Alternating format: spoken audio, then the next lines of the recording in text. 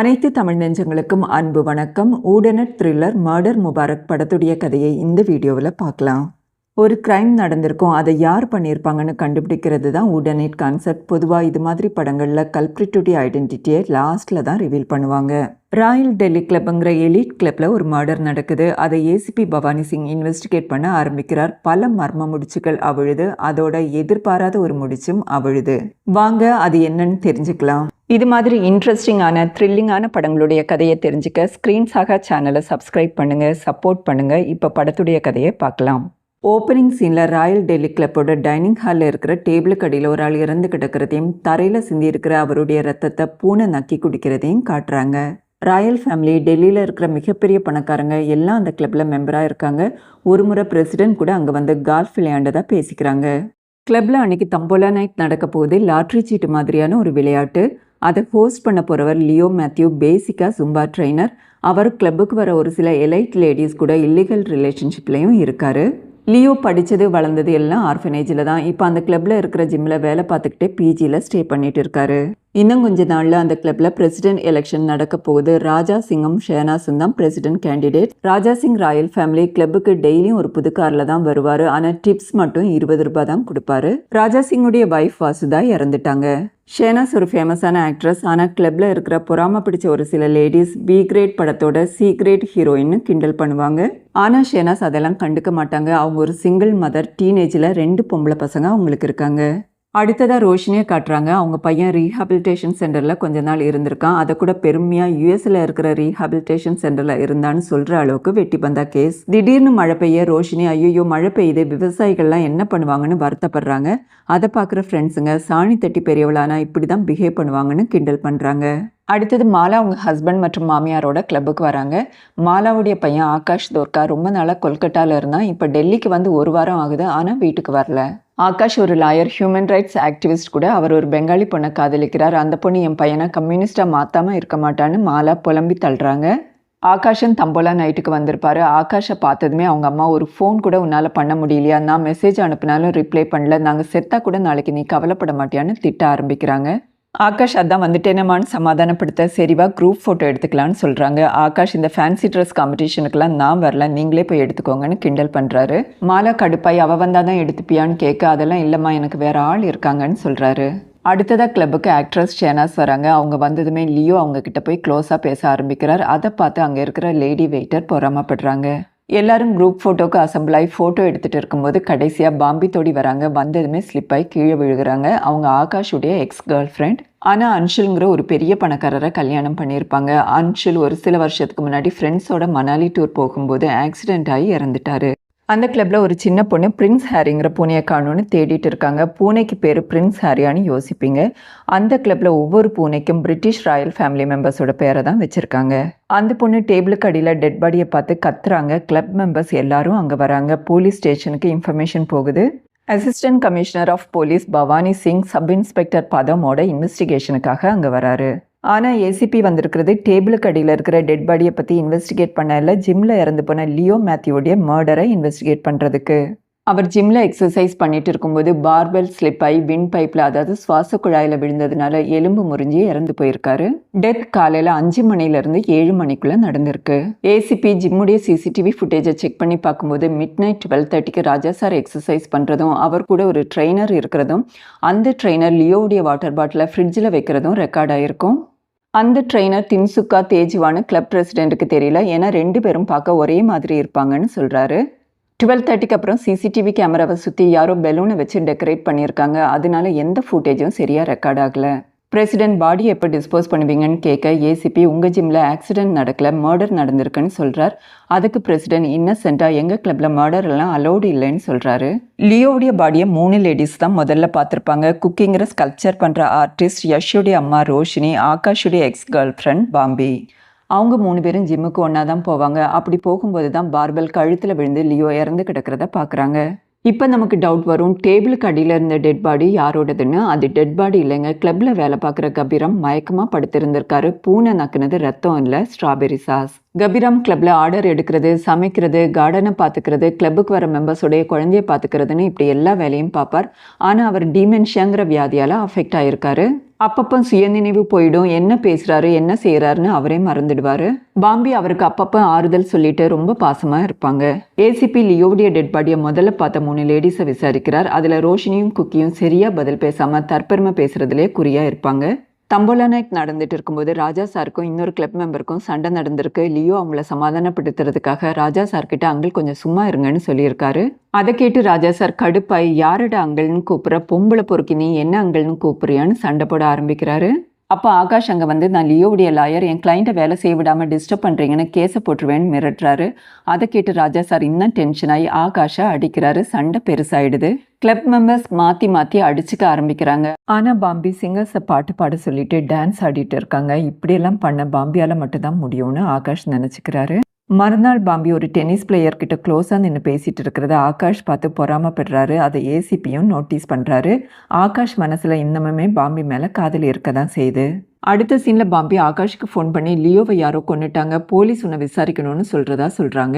ஆகாஷ் நான் தீபாவளிக்கு கொல்கட்டா போகிறதா இருக்கேன், இன்னும் 2 ஹவர்ஸில் எனக்கு ஃப்ளைட்டுன்னு சொல்கிறார். அதை கேட்குற பாம்பி கொல்கட்டாவில் உங்கள் கேர்ள் ஃப்ரெண்ட் கூட தான் இருக்கியான்னு கேட்குறாங்க. அதுக்கு ஆகாஷ் பதில் எதுவுமே சொல்ல மாட்டார்.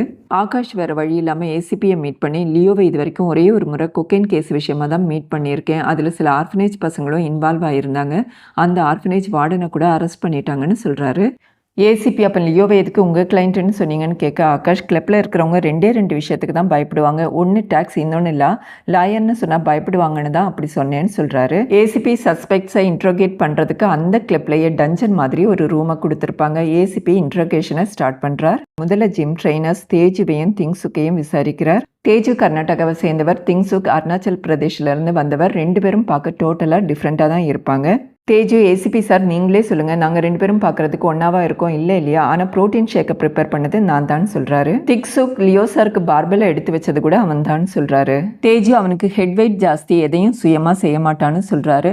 திங்சுக் சார் எங்களை விட அவனுக்கு கேர்ள் ஃப்ரெண்ட் ஜாஸ்தி, வருமானமும் ஜாஸ்தி, வர லேடிஸ் எல்லாம் அவரை தான் கேட்பாங்கன்னு சொல்கிறாரு. தேஜி எனக்கு அந்த anti.com எல்லாம் வேண்டாம், எனக்கு அழகான கேர்ள் ஃப்ரெண்ட் இருக்காங்கன்னு மீனுடைய ஃபோட்டோவை காட்டுறாரு. அந்த மீனு ஆரம்பத்தில் லியோ கூட க்ளோஸாக இருக்கிற மாதிரியும் லியோ ஷெனாஸ் கிட்ட பேசுகிறத பார்த்து பொறாமப்படுற மாதிரியும் காட்டியிருப்பாங்க.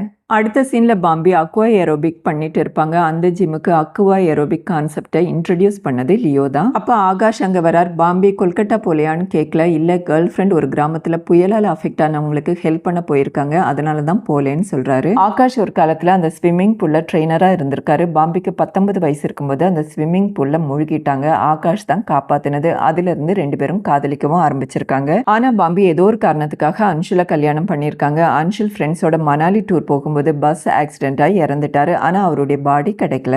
அடுத்ததா ஏசிபி கங்காங்கிற ட்ரீம் கேர்ளை விசாரிக்கிறார். கிளப் பியூட்டி பார்லர்ல வேலை பார்க்குற எல்லா கேர்ள்ஸையும் ட்ரீம் கேர்ள்னு தான் கூப்பிடுவாங்க. கங்காவுடைய கையில் இருக்கிற காயத்தை ஏசிபி நோட்டீஸ் பண்ணி என்னாச்சுன்னு கேட்க ஹேர் ஸ்ட்ரைட்னிங் பண்ணும்போது சுற்றுச்சுன்னு சொல்றாங்க. ஏசிபி அடுத்ததா கபீராமா விசாரிக்கிறார். அவருக்கு டெமென்ஷியா டிசீஸ் இருக்கிறதுனால பேசிட்டு இருக்கும்போது திடீர்னு அந்த டாப்பிக்கை மறந்துட்டு வேறொரு டாப்பிக்கு தாவிடுவாரு.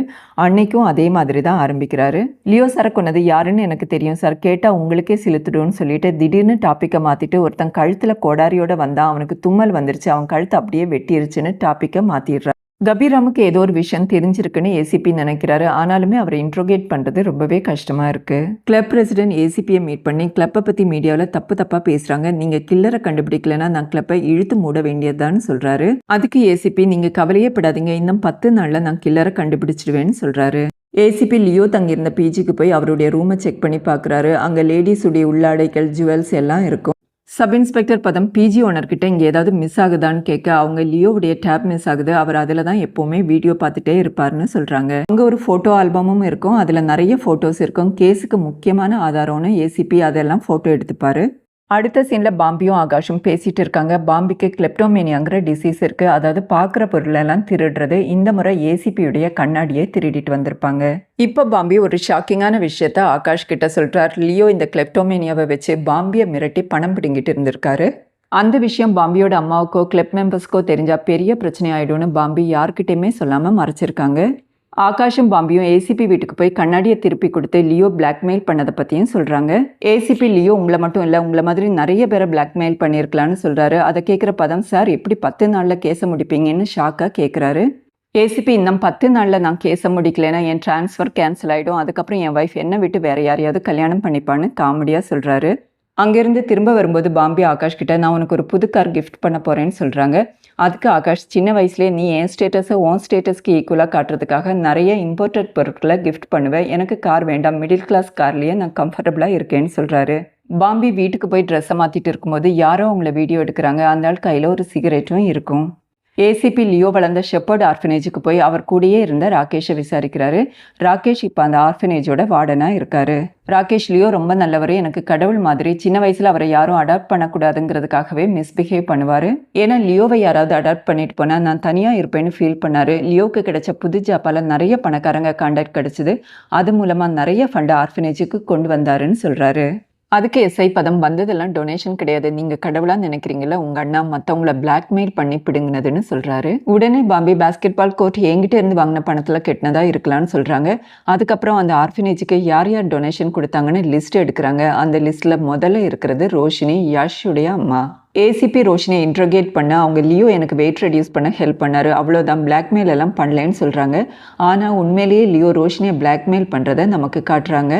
அப்போ கப்பிராம் இவங்க பேசுகிறத ஒட்டு கேட்டுட்டு இருக்கிறத ஏசிபி நோட்டீஸ் பண்ணி அவர்கிட்ட போயிட்டு நாங்கள் பேசுகிறது கேட்கணுன்னா நேராக உள்ளே வந்து உட்காருங்க, எதுக்கு ஒட்டு கேட்கணும்னு கேட்குறாரு. கப்பிராம் ஹாரியை காணும், ஹாரியை தான் தேடிட்டு இருக்கேன்னு சொல்லிட்டு உள்ளே வந்து ஹாரியை தேட ஆரம்பிக்கிறாரு. அப்போ பாம்பே அங்கே வந்து ஹாரி வெளியே தான் இருக்குது வாங்கன்னு சொல்லி கப்பியை சமாதானப்படுத்தி கூட்டிகிட்டு போயிடுவாங்க. அப்போ ஏசிபிக்கு யாரோ ஃபோன் பண்ணி எதையோ சொல்ல ஏசிபி பிங்கோனா என்னன்னு கேட்குறாரு. அதை கேட்டு பாம்பே ஷாக் ஆகுறாங்க. ரோஷினி பதறி போய் எழுந்திருக்க, உட்காருங்க மேடம், விசாரணை இன்னும் முடியலன்னு சொல்கிறாரு. ரோஷினி அந்த ராஜா சிங் தான் இந்த கொலை பண்ணியிருப்பாரு. ராஜா சிங்குக்கு ட்ரீம் கேர்ள் கங்காவோட இருந்த தொடர்பை தெரிஞ்சுட்டு பிளாக்மெயில் பண்ணியிருப்பான், அதனால தான் கொலை பண்ணியிருப்பாருன்னு சொல்கிறாங்க.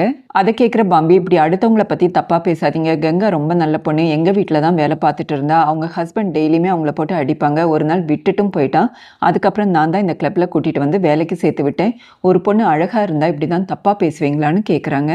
அதுக்கு ரோஷினி, ஒரு சின்ன அசைவை வச்சே நான் எல்லா விஷயத்தையும் கண்டுபிடிச்சிடுவேன், இந்த விஷயம் வெளியே தெரிஞ்சால் ராஜா சாரோட மரியாதையே போயிடும், இதுவே போதுமான மோட்டிவ் தானேன்னு கேட்குறாங்க. அப்போ ராஜா சார் எதிர்க்க வந்து நிற்க அதை பார்த்து தான் ரோஷினிக்கு பேச்சே வராது, ஏதோ ஒன்று சமாளிச்சுட்டு வெளியே போயிடுவாங்க. ஏசிபி ராஜா சாரையும் இன்ட்ரோகேஷனுக்கு கூப்பிட்டுருப்பாரு. ராஜா சார் உள்ளே வரும்போதே என்னுடைய கோல்ஃப் கேமை கெடுத்துட்டீங்க, கார்டு கேமையும் கெடுக்காதீங்கன்னு புலம்பிக்கிட்டே வராரு.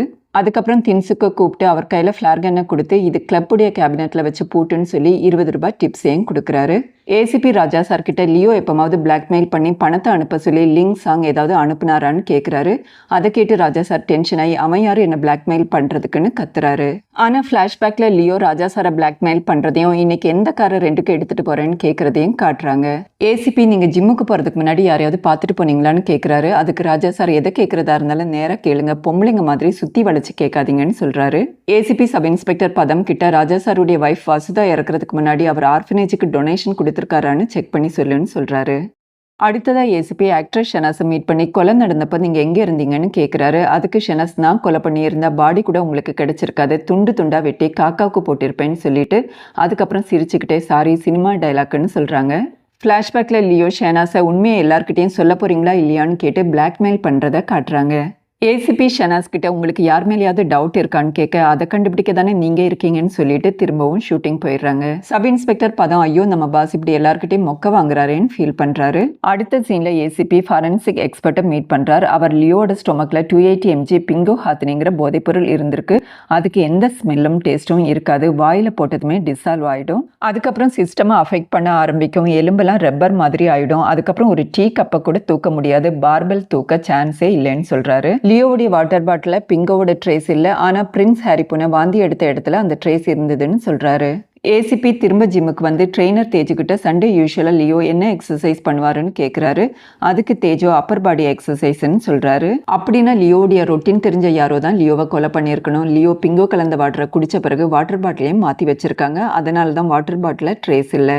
ஏசிபி ஃபோனில் பிங்கோவான்னு கேட்டதை பாம்பியும் கேட்டிருப்பாங்க. அதை ஆகாஷ் கிட்ட சொல்லிட்டு ஒரு கிளப்புக்கு அவரை கூட்டிகிட்டு போகிறாங்க. ஆகாஷ் என் கூட டைம் ஸ்பெண்ட் பண்ண தான் இப்படியெல்லாம் பண்ணுறியான்னு கேட்க பாம்பி பிங்கோ பற்றி தெரிஞ்சுக்கணுன்னா இதுதான் சரியான இடம்னு சொல்கிறாங்க. ஆகாஷ் அங்கே ட்ரக்ஸ் சப்ளையரை மீட் பண்ணுறார். அவர் கிளப் மெம்பர்ஸ்க்கு ட்ரக்ஸ் வேணும்னா என்கிட்ட தான் கேட்பாங்க, 3 வருஷத்துக்கு முன்னாடி என்னுடைய ஆள் அஜய்குமார் அங்கே தான் இருந்தான், ஆனால் திடீர்னு காணாமல் போயிட்டான்னு சொல்கிறாரு.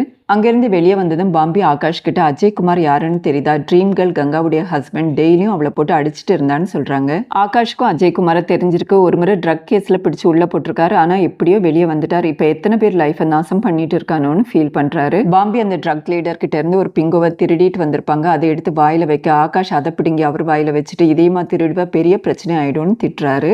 அப்ப யாஷ் அங்க ட்ரக் அடிச்சுட்டு நின்றுட்டு இருக்கிறத பாக்குறாங்க. எல்லாரும் யாஷுடைய ட்ரக் அடிக்ஷன் போயிருச்சுன்னு நினைச்சா அவர் இன்னமும் அந்த பழக்கத்தை கைவிடாம தான் இருக்காரு. பிங்கோ சாப்பிட்டதுனால ஆகாஷுக்கும் பாம்பிக்கும் போதை தலைக்கேற ஆரம்பிச்சிடும். இருந்தாலும் பாம்பி யாஷ் வீட்டுக்கு போய் அங்கே என்ன நடக்குதுன்னு பார்க்கலான்னு சொல்கிறாங்க.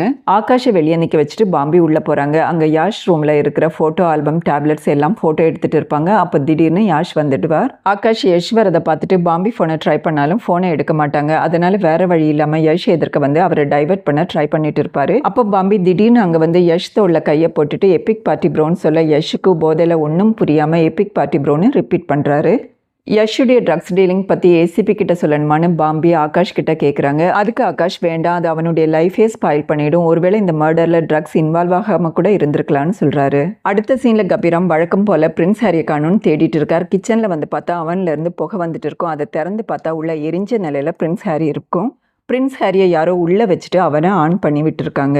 அடுத்த நாள் சர்ச்சில் லியோவுடைய ஃபினரல் சர்வீஸ் நடக்குது. பாம்பி அங்கேயே உட்காந்து மொபைல் நோண்டிட்டு இருப்பாங்க. அதை பார்க்குற ஆகாஷ் ஏன் இப்படி பண்ணுறேன்னு கேட்க அவங்க ஒரு ஃபோட்டோவை காட்டுறாங்க. அந்த ஃபோட்டோ முந்தின நாள் யாஷ் வீட்டில் எடுத்த ஃபோட்டோ. அந்த ஃபோட்டோவில் யாஷ் கூட அஜய்குமாரும் இருக்காரு. ஸோ அஜய்குமார் யாஷுக்கு ட்ரக்ஸ் அப்ளை பண்ணியிருக்கலான்னு யோகிக்கிறாங்க. சர்ச்சில் வச்சு ஆக்டர் ஷேனாஸ் ஏசிபி கிட்ட நான் இன்னும் உங்கள் சஸ்பெக்ட் லிஸ்ட்டில் தான் இருக்கேன்னா ராஜா சிங் பற்றி சொன்னேனே விசாரிச்சிங்களான்னு கேட்குறாங்க. அதுக்கு ஏசிபி ராஜா சார் ரொம்ப நேர்மையான ஆளு, யாரையாவது கொல்லணும்னா நேருக்கு நேர் நின்று கண்ணை பார்த்தே கொன்னுடுவாருன்னு சொல்றாரு. அது கேட்டு ஷேனாஸ் இரிட்டேட் ஆகி கலவரம் நடக்கிற இடத்துல பத்தி எரியிற நெருப்புக்கு நடுவில் 14 மணி நேரம் வலியை தாங்கி உங்க ராஜா சாரால குழந்தை பெற்றுக்க முடியுமான்னு கேட்குறாங்க. அவங்களுக்கு உடம்பெல்லாம் படபடக்க ஆரம்பிக்குது. திடீர்னு வார்டன் ராகேஷ் எங்க இருக்கான், லியோவுக்கு ராகேஷ்னா ரொம்ப பிடிக்கும்னு சொல்றாங்க. அடுத்த சீன்ல ஏசிபியும் ஆகாஷும் சேர்ந்து ராகேஷை போலீஸ் ஸ்டேஷன்ல இருந்து கூட்டிட்டு வராங்க. அவர் தண்ணி அடிச்சு கலாட்டா பண்ணதுனால ஸ்டேஷன்ல பிடிச்சு வச்சிருப்பாங்க. ராகேஷ் போதையில் லியோவை கொன்னது யாருன்னு எனக்கு தெரியும், அந்த பணக்காரங்க எல்லாம் சேர்ந்து அவனை கொன்னுட்டாங்க, அதை சொல்ல தான் நான் ஸ்டேஷனுக்கு போனேன், என்ன பிடிச்சு வச்சுட்டாங்கன்னு உளறிக்கிட்டே இருக்காரு. அடுத்த நாள் கிளப்ல பிரசிடென்ட் எலெக்ஷன் நடந்துட்டு இருக்கு. ஏசிபி கப்பியை மீட் பண்ணி ஃபினரல் சர்வீஸ்க்கு ஏன் வரலன்னு கேட்குறாரு. அதுக்கு கப்பி அவன் பாவம் பண்ணவன், அடுத்தவங்க ரகசியத்தை திருடுறவன், ஒருத்தன் போயிட்டா இன்னொருத்தனும் சீக்கிரம் போயிடுவான்னு சொல்றாரு. ஏசிபி யார் அந்த இன்னொருத்தன் கேட்க கப்பி வழக்கம் போல வேற ஏதோ டாப்பிக்கை ஆரம்பிச்சு பீட்ரூட் செடி மூழ்கிற அளவுக்கு தண்ணி ஊத்திட்டே இருக்காரு. யாஷ் கப்பி கிட்ட சாசேஜ் கேட்க அவர் பூனை இறந்து போன அதே அவனில் வச்சு ப்ரிப்பேர் பண்ணி எடுத்துட்டு வராரு. யாஷுக்கு அதை தெரிஞ்சு அவரை கண்ணா பின்னான்னு திட்டிட்டு இருக்காரு. அப்செட்டான கப்பியை பாம்பி கூட்டிட்டு போய் சமாதானப்படுத்த ட்ரை பண்ணிட்டு இருப்பாங்க. அப்போ அதை யாரோ ஃபோட்டோ எடுப்பாங்க. பாம்பி கிளிக் சவுண்ட் கேட்டு வெளியே வந்து பார்த்தா யாருமே இருக்க மாட்டாங்க. ஒரு சிகரெட் மட்டும் கீழே விழுந்து கிடக்கும். எலெக்ஷனில் ராஜா சார் ஜெயிக்கிறாரு. அன்னைக்கு நைட் அங்கே பார்ட்டி நடக்குது. அது ஒரு கொலை நடந்த இடம் மாதிரியே இல்லாமல் ஆட்டமும் பாட்டமுமா கொண்டாட்டமாக இருக்குது. அதை பார்க்குற ஏசிபி கொலைக்காரன் இங்கே தான் இருப்பான், தனக்கு தானே மர்டர் முபாரக் சொல்லிட்டு இருப்பான், அதாவது கொலைக்கான வாழ்த்தை சொல்லிட்டு இருப்பான்னு சொல்கிறாரு. அன்னைக்கு நைட் ஆகாஷும் பாம்பியும் நெருக்கமாக இருக்காங்க. திடீர்னு ஷூட் பண்ணுற சவுண்ட் கேட்குது. வெளியே போய் பார்த்தா கப்பியை யாரும் ஷூட் பண்ணியிருப்பாங்க. அதை தற்கொலை மாதிரி கட்டிக்க கன்னை அவர் கையிலே வச்சிருப்பாங்க. கப்பியோட ரூமை செக் பண்ணி பார்க்கும்போது அங்கே நிறைய காஃபி பவுடர் இருக்குது. கப்பிக்கு காஃபி இவ்வளோ பிடிக்குமான்னு ஏசிபி யோசிக்கிறார். யஷ் அன்னைக்கு காலையில கப்பி கிட்ட சண்டை போட்டதுனால எல்லாருக்கும் யஷ் மேலதான் சந்தேகம் வருது. ஆகாஷ் ஏசிபி கிட்ட அவன் ஒரு சரியான சைக்கோ, இன்னும் ட்ரக்ஸ் வீட்ல பிங்கோ எடுத்துட்டு இருக்கான், அதை வச்சுதான் லியோ ரோஷினி ஆண்டியை பிளாக்மெயில் பண்ணியிருப்பான்னு சொல்றாரு. ஏசிபி யாஷுடைய அம்மா ரோஷினியை விசாரிக்கிறாங்க. அவங்க யாஷ் யூஎஸ் ரீஹாபிலிட்டேஷன் சென்டர்ல இருந்தாருன்னு சும்மா வெட்டி பந்தாவுக்காக தான் சொல்லியிருக்காங்க. உண்மையிலே அவர் உத்தராகண்ட்ல இருந்த ஒரு ரீஹாபிலிட்டேஷன் சென்டர்ல தான் இருந்திருக்காரு. அங்க சரியான சாப்பாடு படுக்கை எதுவுமே இல்லாம ரொம்ப கஷ்டப்பட்டுட்டு இருந்தாரு. அப்பதான் யாஷுக்கு பாஸ்டன் யூனிவர்சிட்டியில இன்டர்ன்ஷிப் ஆஃபர் கிடைச்சது. அதை தெரிஞ்சுக்கிட்ட லியோ எம்ப்ளாயர்ஸ் கிட்ட யாஷுடைய ட்ரக் அடிக்ஷன் பற்றி சொல்லுவேன்னு பிளாக்மெயில் பண்ண ஆரம்பிச்சிருக்காரு. அதுக்கப்புறம் ஏசிபி ஆகாஷ் கிட்டேயும் பாம்பி கிட்டேயும் மற்றவர் மாதிரியே லியோ சேர்த்து வச்ச பவத்தோட குடும்பம் உடஞ்சிருச்சுன்னு கப்பி சார் சொன்னார். அந்த மற்றவர் யாருன்னு கேட்குறாரு. உடனே அஜய்குமார் தான் அந்த மற்றவர் கங்காவுடைய ஹஸ்பண்டுன்னு சொல்றாங்க. அடுத்ததா ஏசிபி அஜய்குமாருடைய வைஃப் கங்காவை விசாரிக்கிறாங்க. அஜய் ட்ரக்ஸ் வித்து சம்பாதிக்கிற பைசால வாழ வேண்டாம்னு நினைச்சு வீட்டு வேலை பார்க்க ஆரம்பிச்சேன். ஆனா அஜய் எனக்கும் பெரிய மனுஷங்களுக்கும் தொடர்பு இருக்குன்னு சந்தேகப்பட ஆரம்பிச்சாரு. என்ன மாதிரி ஏழைங்களுக்கெல்லாம் ராஜா சார் மாதிரி ஆளுங்களால தான் உதவ முடியும். அதனால அந்த விஷயத்த அவர்கிட்ட சொன்னேன். அதை தவிர எனக்கும் அவருக்கும் எந்த தொடர்பும் கிடையாது. அவரோட சுண்டு விரல் கூட என் மேல பெட்டதில்லைன்னு சொல்றாங்க. கப்பி ஷூட் பண்ணது ராஜா சாருடைய கண்ணை யூஸ் பண்ணி தான். அதை பற்றி ராஜா சார் கிட்ட விசாரிக்க எங்கன்னு தொலைஞ்சு போயிடுச்சு, இனிமேல் எவிடன்ஸ் இல்லாமல் என்னை விசாரணைக்கு கூப்பிடாதீங்கன்னு சொல்லிடுவாரு. ஏசிபி யாஷ் இதை பண்ண வாய்ப்பு இருக்குங்கிறதுனால அவருடைய வீட்டை சர்ச் பண்ணுறதுக்காக ஒரு போலீஸ் டீமை அனுப்புகிறாரு. ஆகாஷும் கண்டிப்பாக யாஷ் தான் பில்ஸை எடுத்துகிட்டு இதை பண்ணியிருப்பான், அவங்க அம்மாவுக்கும் இதில் பங்கு இருக்கும், அவங்க தான் வாட்டர் பாட்டிலை மாற்றி வச்சுருப்பாங்கன்னு சொல்கிறாரு. ஆனால் ஆகாஷ் வீட்டில் எந்த எவிடன்ஸும் கிடைக்கல. அடுத்த சீனில் ஏசிபி ஆகாஷ் கிட்ட ஒரு முக்கியமான விஷயத்த சொல்கிறாரு. லியோ வீட்டில் இருந்து எடுத்துகிட்டு வந்த எவிடன்ஸ் பாக்ஸில் நிறைய லேடிஸோட ஜுவல்ஸ் இருந்திருக்கு, அதில் பாம்பியோடைய கம்மலும் இருந்திருக்கு. அதை கேட்டு ஆகாஷ் ரொம்பவே அப்செட் ஆகிறார். பாம்பி கிட்ட அதை பற்றி கேட்கும்போது அன்ஷலுடைய டெத்துக்கு அப்புறம் நான் ரொம்ப ஸ்ட்ரெஸ்ஃபுல்லாக இருந்தேன், என்ன பண்ணுறதுன்னே தெரியல, ஒரு சேஞ்சுக்காக லியோ கிட்ட பழக ஆரம்பித்தேன், அது ஜஸ்ட் ஃபிசிக்கல் ரிலேஷன்ஷிப் தான்னு சொல்கிறாங்க. அதுக்கு ஆகாஷ், உனக்கு ஏதாவது ஒன்றுனா நான் இல்லையா, டெல்லிக்கும் கொல்கட்டாவுக்கும் அவ்வளோ தூரமாக, நீ எப்போவுமே என் மனசில் நிறைஞ்சிருக்க, ஆனால் நீ என்ன எப்போவுமே டைம் பாஸாக தான் யூஸ் பண்ணிட்டு இருக்கேன்னு சொல்கிறாரு. பாம்பி, நான் உனக்கு எத்தனை முறை கால் பண்ணுறது, நீ தான் ஃபோன் எடுக்கலன்னு சொல்ல ஆகாஷ் எதையும் கேட்க மனசு இல்லாமல் போதுண்டா சாமிங்கிற மாதிரி அங்கேருந்து கிளம்பிடுறாரு. அடுத்த சீனில் சப் இன்ஸ்பெக்டர் பதம் பாம்பியை இன்ட்ரோகேட் பண்ணுறாரு. எதுக்காக லியோ உங்களை பிளாக்மெயில் பண்ணாரு, உங்கள் கிளெப்டோ பழக்கத்துக்காகவா இல்லை இப்போ இருக்கிற அஃபேருக்காகவா, எதுக்காக நீங்கள் லியோ கூட ரிலேஷன்ஷிப்பில் இருந்தது எங்ககிட்ட இருந்து மறைச்சிங்கன்னு கேட்குறாரு. அதுக்கு பாம்பி, நான் உண்மையே சொல்லியிருப்பேன், எனக்கு எதை பற்றியும் கவலை கிடையாது, ஆனால் ஆகாஷ்க்கு இந்த விஷயம் தெரியக்கூடாதுன்னு நினச்சேன், அதனால தான் சொல்லேன்னு சொல்கிறாங்க. ஏசிபி பாம்பி கிட்ட இனிமேல் நீங்கள் இந்த கேஸ் விஷயத்தில் இன்வால்வ் ஆகாதீங்கன்னு சொல்லிடுறாரு. அதுக்கப்புறம் ஆகாஷ் அப்செட்டாக போனதுனால அவரை பார்க்குறதுக்காக ஏசிபி அவருடைய வீட்டுக்கு போகிறார். அங்கேயே டின்னரும் சாப்பிட்றார். டின்னரில் பீட்ரூட் சாப்பிட்டுட்டு இருக்கும்போது பீட்ரூட்டை பார்த்தாலே கப்பி ஞாபகம் தான் வருது, எப்போவுமே பீட்ரூட்டுக்கு தண்ணி ஊற்றிட்டே இருப்பாருன்னு சொல்கிறாரு. ஆகாஷுடைய அம்மா அதை கேட்டதும் பீட்ரூட்டுக்கு அப்படியெல்லாம் தண்ணி ஊற்றக்கூடாது, அது ரூட் வெஜிடபிள்னு சொல்கிறாங்க. டக்குன்னு ஏசிபிக்கு ஏதோ ஸ்ட்ரைக்காக நேராக கிளப்புக்கு போய் அந்த பீட்ரூட் இருக்கிற ஏரியாவை தோண்ட சொல்கிறார். அந்த ஏரியாவை தோண்டி பார்த்தா அங்கே ஒரு எலும்பு கூடு இருக்குது. இவ்வளோ நாள் எல்லாரும் கப்பிராம் செடிகளுக்கு தண்ணி ஊற்றுறதா நினச்சிட்டு இருந்தாங்க, ஆனால் உண்மையிலே அவர் நிலத்தில் ஆசிடை தான் கலந்துட்டு இருந்தார். அதோட வினிகரையும் காஃபி பவுடரையும் கலந்துருக்காரு. அதனால தான் அவருடைய வீட்டில் நிறைய காஃபி பவுடர் இருந்திருக்கு. அந்த எலும்பை டிசால்வ் பண்ணுறதுக்காக தான் இப்படியெல்லாம் பண்ணியிருக்காரு. எல்லாருக்கும் அது காணாமல் போன அஜய்குமாரோட எலும்பு கூட இருக்கலான்னு டவுட். அதனால சப் இன்ஸ்பெக்டர் பதம் அவருடைய ஒய்ஃப் கங்கா கிட்ட லாஸ்ட்டாக அஜய்குமாரை எப்போ பார்த்தீங்கன்னு கேட்குறாரு. கங்கா, பாம்பி அக்காவுடைய வெட்டிங் ஆனிவர்சரி அன்னைக்கு நைட்டு தான் கடைசியாக பார்த்தேன்னு சொல்கிறாங்க. பாம்பி நேராக சிசிடிவி ரூமுக்கு போய் செக் பண்ணி பார்த்து சில வீடியோக்களை அவங்க மொபைலுக்கு அனுப்பிக்கிறாங்க. அது என்ன வீடியோன்னு நமக்கு காட்ட மாட்டாங்க. ஃபாரன்சிக் எக்ஸ்பர்ட் அந்த எலும்பு கூட செக் பண்ணி பார்த்து அது 25லேருந்து 30 வயசுக்குள்ளே இருக்கிற ஒரு ஆளோடது. ஹெவி ஆப்ஜெக்டை வச்சு ஃபேஸில் அடிச்சு கொண்டு இருக்காங்க. லெஃப்ட் ஐயில் சின்ன சின்ன கண்ணாடி பீஸ் இருந்திருக்கு, அது மர்டர் வெப்பன்லேருந்து வந்ததாக கூட இருக்கலாம்னு சொல்கிறாரு. அஜய்குமாருடைய வைஃப் கங்காவுக்கும் ராஜா சாருக்கும் தொடர்பு இருக்குன்னு எல்லாருமே பேசிக்கிட்டதுனால அது விஷயமா விசாரிக்கிறதுக்காக ஏசிபி ராஜா சாருடைய வீட்டுக்கு போகிறார். ராஜா சார் இருக்கிறது மாளிகையில் இல்லை, ஒரு பாழடைஞ்ச மேன்ஷனில். ராஜ குடும்பத்தோட வாரிசு கஷ்டப்படுறாங்கன்னு தெரிஞ்சா கிளப்பில் யாரும் மதிக்க மாட்டாங்கன்னு நினச்சிதான் பகட்டாக ட்ரெஸ் பண்ணிட்டு காஸ்ட்லி காரையும் ரெண்டுக்கு எடுத்துட்டு கிளப்புக்கு போகிறது. ராஜா சார் கிளப்புக்கு போகிற நேரம் தான் கொஞ்சமாவது நிம்மதியாக இருப்பார், அதனால தான் விடாமல் கிளப்புக்கு போயிட்டு இருக்கார். அதுக்கு வேற ஒரு காரணமும் இருக்குது. அதே மாதிரி லியோ ராஜா சாரை பிளாக்மெயில் பண்ணுறதுக்கு இது மட்டும் காரணம் இல்லை, வேற ஒரு காரணம் இருக்குது. அது திங்சுக். ஜிம் ட்ரைனர் திங்சுக்கும் ராஜா சாரும் ரிலேஷன்ஷிப்பில் இருந்திருக்காங்க. லியோ அதை ஃபோட்டோ எடுத்து வச்சு பிளாக்மெயில் பண்ணிட்டு இருந்திருக்காரு. ராஜா சார் ஏசிபி கிட்ட இந்த விஷயம் வெளியே தெரிஞ்சால் என் குடும்பமானமே போயிடும், திங்ஸுக்கும் லைஃப் போயிடும், அதனால யார்கிட்டையும் சொல்லாதீங்க, அந்த ஃபோட்டோவை என்கிட்ட கொடுத்துடுங்கன்னு கெஞ்சுறாரு.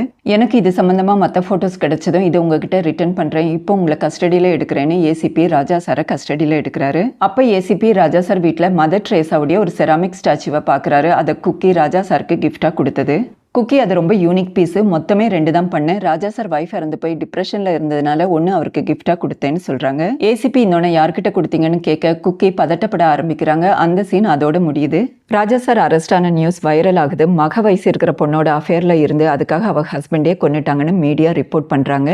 ஆனால் உண்மையிலே அஜய் உயிரோடு தான் இருக்காரு, தலைமறைவாக இருந்திருப்பாரு. பதம் அவரை தேடி கண்டுபிடிச்சு மீடியா கிட்டையும் ரிப்போர்ட் பண்ணுறாரு. ஏசிபி அஜய்குமாரை விசாரிக்க, என் ஒய்ஃப் முதலாளிங்க கூட அஃபேரில் இருந்தா, அந்த ஆகாஷ் என் மொத்த சரக்கையும் தூக்கிட்டு என்னையே ஃபாலோ பண்ணிட்டு இருந்தா, அதனால தான் தலைமறைவாக இருந்தேன்னு சொல்கிறாரு. அடுத்த சீனில் ஆகாஷ் பாம்பியை மீட் பண்ணி நான் ஊருக்கு போகிறேன்னு சொல்கிறார். பாம்பி, நான் ட்ராமா போடுறேன்னு நினைக்கிறீங்க, நான் ட்ராமா போட்டது உண்மைதான், ஆனால் இப்போ இல்லை, 19 வருஷத்துக்கு முன்னாடி நீரில் மூழ்கின மாதிரி ட்ராமா போட்டேன், அப்போ தான் நீங்கள் என்னை காப்பாற்றுவீங்கன்னு நினச்ச மாதிரியே நீங்கள் என்னை காப்பாற்றுனீங்க, இப்போ மூழ்கினா காப்பாற்றுவீங்களான்னு கேட்குறார். அப்போ ஆகாஷுக்கு ஃபோன் வர, ஆகாஷ் அங்கேருந்து எழுந்துடுவார். ஏசிபி பாம்பிக்கு ஃபோன் பண்ணி ஸ்கெலட்டன் டிஎன்ஏ ரிப்போர்ட் வந்துருச்சு, அது உங்கள் ஹஸ்பண்டோட டிஎன்ஏவோட மேட்ச் ஆகுது, ஆகாஷ் அங்கே இருக்காரான்னு கேட்குறாரு.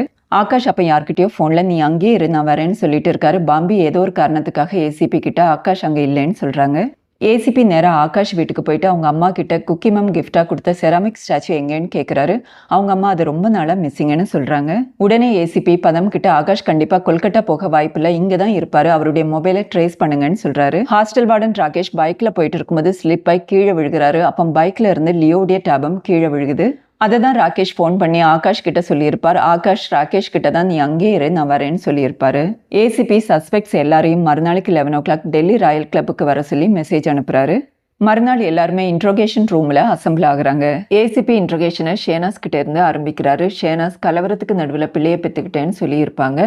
கலவரம் நடந்தது 1992. அப்படி பார்த்தா அந்த குழந்தைக்கு இப்போ 30 வயசு இருக்கணும். ஆனால் ஷேனாஸுடைய 2 பொண்ணுங்க வயசுமே ரொம்ப கம்மி. ஷேனாஸ்க்கு 16 வயசு இருக்கும்போது கன்சீவ் ஆயிருக்காங்க. குழந்தையும் பிறந்திருக்கு. ஷேனாஸுடைய அம்மா அந்த குழந்தையோட முகத்தை கூட பார்க்க விடாம ஷெப்பர்ட் ஆர்ஃபனேஜில் கொண்டு போய் சேர்த்துட்டாங்க. குழந்தை ஆர்ஃபனேஜில் இருக்கிற விஷயம் ஷேனாஸ்க்கு கொஞ்ச நாளில் தெரிய வருது. ஆனால் ஷேனாஸ் கரியரில் வளர்ந்துட்டு இருந்ததுனால கஷ்டப்பட்டு தன்னை கட்டுப்படுத்திக்கிட்டு குழந்தைய பார்க்க போல. ஆனா ஆர்ஃபனேஜுக்கு பணத்தை கொடுத்துட்டே இருந்திருக்காங்க. லியோக்கு ஷேனாஸுடைய பையன் யாருன்னு தெரிஞ்சதும் அந்த விஷயத்தை எல்லார்கிட்டையும் சொல்லுங்கன்னு சொல்லி பிளாக்மெயில் பண்ணிட்டே இருந்திருக்காரு. ஷேனாஸ் இதுவரைக்கும் நான் மறைச்ச விஷயத்த என் பொண்ணுங்க கிட்ட நான் சொல்லிட்டேன், இப்போ உங்ககிட்டயும் சொல்றேன், ராகேஷ் தான் என் மகன்னு சொல்லிட்டு ராகேஷை கட்டி தழுவி அழ ஆரம்பிக்கிறாங்க. அடுத்ததாக ஏசிபி ராஜா சார் கிட்ட வராரு. லியோ ராஜா சாரை பிளாக்மெயில் பண்ணது பியூர்லி பர்சனல் விஷயம், அதுக்கும் இந்த கேஸுக்கும் எந்த சம்மந்தமும் இல்லைன்னு சொல்றாரு. திம்ஸுக்கும் ராஜா சாருக்கும் இருந்த ரிலேஷன்ஷிப் பத்தி எதுவுமே சொல்ல மாட்டாரு. அடுத்ததா ஒரு முக்கியமான விஷயத்தை ரிவீல் பண்றாரு. கப்பிராம யாரும் கொலை பண்ணல, சூசைட் தான் பண்ணியிருக்காரு. ஃபாரன்சிக் ரிப்போர்ட்ல இருந்தும் பிளட் ஸ்பிளாட்டர், அதாவது ரத்த துளிகள் தெரிச்ச விதத்துல இருந்தும் அதை கண்டுபிடிக்க முடிஞ்சதுன்னு சொல்றாரு. கார்டன்ல இருந்த ஸ்கெலிட்டன் பாம்பியுடைய ஹஸ்பண்ட் அன்ஷுலுது, அதோட டிஎன்ஏ அன்ஷுலுடைய பேரண்ட்ஸோட டிஎன்ஏவோட மேட்ச் ஆயிருக்கு. அன்ஷுலை கொன்னது யாஷ் தான். யாஷ் சின்ன வயசுலேருந்தே பாம்பியை உயிருக்குயிராக காதலிச்சிருக்காரு. பாம்பி அன்ஷுலை கல்யாணம் பண்ணிக்கிட்டது அவரால் ஏற்றுக்கவே முடியல, அதனால தான் கொலை பண்ணியிருக்காரு. பாடியை புதைக்கிறதுக்கு கப்பிராம் ஹெல்ப் பண்ணியிருக்காரு. பாம்பியை எல்லா இடத்துலையும் ஃபாலோ பண்ணிட்டு போனது கூட யாஷ் தான். யாஷ் எல்லாத்துக்காகவும் என்னை மன்னிச்சிட்டுன்னு பாம்பிக்கு ஒரு நோட்டை எழுதி வச்சுட்டு சூசைட் பண்ண ட்ரை பண்ணியிருக்காரு. இப்போ உயிருக்கு ஆபத்தான நிலையில் கோமா ஸ்டேஜில் இருக்காரு. யாஷுடைய அம்மா ரோஷினி அங்கே வந்திருப்பாங்க. அவங்களால இதை ஏற்றுக்கவே முடியல. நீங்கள் இப்படியெல்லாம் பண்ணுவீங்கன்னு எனக்கு தெரியும், அதனால தான் பையன் சீரியஸாக இருந்துட்டு கூட நான் இங்கே வந்திருக்கேன். நீங்கள்லாம் நான் கேடு கெட்டவன் என் பின்னாடி நிறைய முறை பேசியிருக்கீங்க, அதை நான் பொறுத்துக்கிட்டேன். ஆனால் யாராவது என் பையனை தப்பாக பேசுனீங்கன்னா நடக்கிறதே வேறேன்னு சொல்லிட்டு அழ ஆரம்பிக்கிறாங்க. ஒரு வழியாக கொலைக்காரனை கண்டுபிடிச்சிட்டாங்க. யாஷ் தான் கொலைக்காரன்னு நாம நினச்சிட்டு இருக்கும்போது தான் ஏசிபி அடுத்த ட்விஸ்ட்டை கொடுக்குறாரு.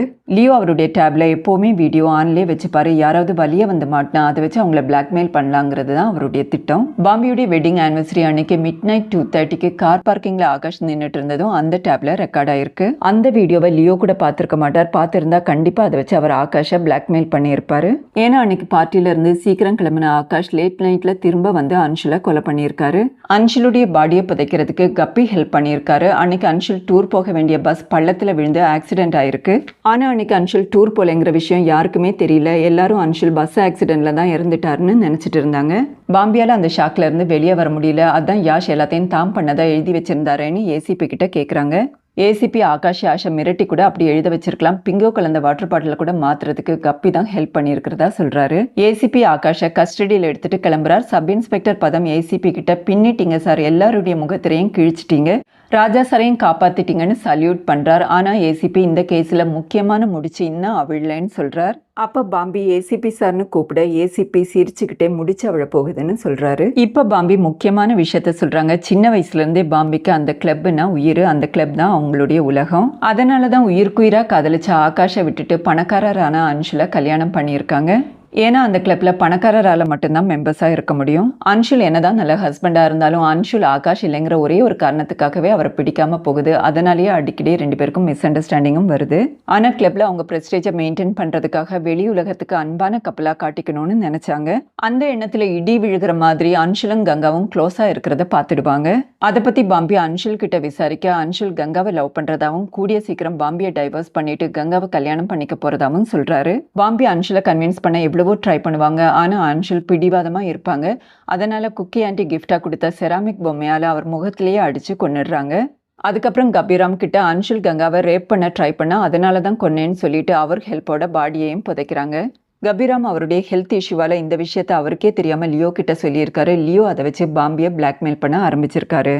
அதனால லியோவை கொல்லணும்னு முடிவு பண்றாங்க. அவருடைய வாட்டர் பாட்டிலில் பிங்கோ கலந்து அவர் இன்ஆக்டிவ் ஆனதும் கொலையும் பண்ணிடுவாங்க. ஒரு கொலை பண்ணிட்டு அதுக்கப்புறம் எல்லா ப்ராப்ளத்துக்கும் சொல்யூஷன் கொலைன்னு நினைக்க தோணும்னு சொல்றாங்க. என்னதான் லியோ இறந்துட்டாலும் கபிராம் எல்லாத்தையும் யாருக்கிட்டையாவது சொல்லிடுவாரோங்கிற பயத்துல தான் பாம்பி அவர் பின்னாடியே இருந்தது. கப்பி உயிரோட இருந்தா என்னைக்கு இருந்தாலும் பாம்பிக்கு பிரச்சனை தான், என்னைக்காவது ஒரு நாள் பாம்பியை மாட்டி விட்டுருவாருன்னு அடிக்கடி சொல்லி கில்ட்டி ஃபீலிங்கால அவரை சூசைடும் பண்ண வைக்கிறாங்க. இந்த கொலைப்பழி எல்லாம் யாஷ் மேல போடணும்னு பிளான் பண்றாங்க. அதனால இவங்களே யாஷ் வீட்டில் பிங்கோவை வச்சுட்டு பிங்கோ வீட்டில் இருந்த மாதிரி ஃபோட்டோவும் எடுத்துகிட்டு வராங்க. எப்படியும் போலீஸ் சர்ச்சுக்கு போவாங்க. அப்போ யாஷ் மாட்டிப்பாருன்னு பிளான் பண்ணாங்க. ஆனால் அதுக்குள்ளே யாஷ் எல்லாத்தையும் டிஸ்போஸ் பண்ணியிருப்பார். யாஷுக்கு ஓவர் டோஸ் கொடுத்து கோமா ஸ்டேஜுக்கு கொண்டு போனது, அதை சூசைட் அட்டெம்ப்ட்னு மாற்றுறதுக்காக சூசைட் நோட் எழுதி வச்சது எல்லாமே பாம்பி தான். இப்போ பாம்பி ஏசிபி கிட்ட நீங்கள் மட்டும் வரலன்னா எல்லாம் சார்ட் அவுட் ஆயிருக்கும்னு சொல்கிறாங்க. ஏசிபி நானும் ஒரு சில முக்கியமான விஷயங்களை சொல்லணும், விடை தெரியலன்னா விளக்கி தானே ஆகணும்னு கேட்குறாரு. ஏசிபி குக்கி கிட்ட 2வது செராமிக் பொம்மையை பற்றி விசாரிச்ச போது அது ஆகாஷ்க்கு கிஃப்டாக கொடுத்ததா அன்னைக்கே சொல்லியிருக்காங்க. அதனால தான் ஆகாஷ் வீட்டுக்கு போய் அந்த பொம்மையை பற்றி விசாரிக்கிறது. ஆகாஷுடைய அம்மா எனக்கு அந்த பொம்மையை பற்றி எதுவும் தெரியல, தொலைஞ்சு போயிடுச்சுன்னு சொல்கிறாங்க. ஆனால் ஆகாஷுடைய பாட்டி எனக்கு அந்த பொம்மையை பிடிக்கல, அதனால பாம்பிக்கு கிஃப்டாக கொடுத்துட்டேன்னு சொல்கிறாங்க. 2வது பொம்மை பாம்பி கிட்ட தான் இருந்ததுன்னு கண்டுபிடிக்கிறாரு. அந்த பொம்மை கேஸுக்கு ரொம்ப முக்கியம், ஏன்னா அதுடைய துகள்கள் தான் அன்ஷுலுடைய கண்ணில் இருந்தது. ஏசிபிக்கு ஆரம்பத்திலேருந்தே பாம்பி மேலே தான் சந்தேகம். ஆனால் அவங்களுக்கு அகென்ஸ்டாக எந்த எவிடன்ஸும் கிடையாது. அப்போ தான் ஆகாஷ் துருப்பு சீட்டாக கிடைக்கிறாரு.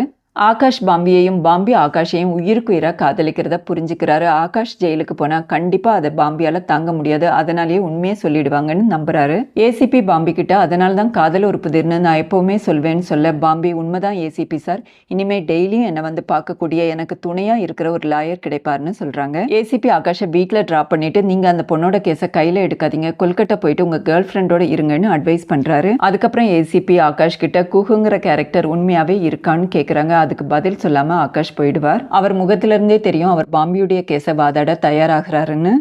ஏசிபி பதம் கிட்ட மர்டர் முடிச்ச மட்டும் அவுக்கல, காதல் முடிச்சையும் அவுத்திருக்கோன்னு சொல்றாரு. அதோட படம் முடியுது. மீண்டும் ஒரு இன்ட்ரெஸ்டிங்கான வீடியோவில் உங்களை சந்திக்கிறேன். நன்றி, வணக்கம்.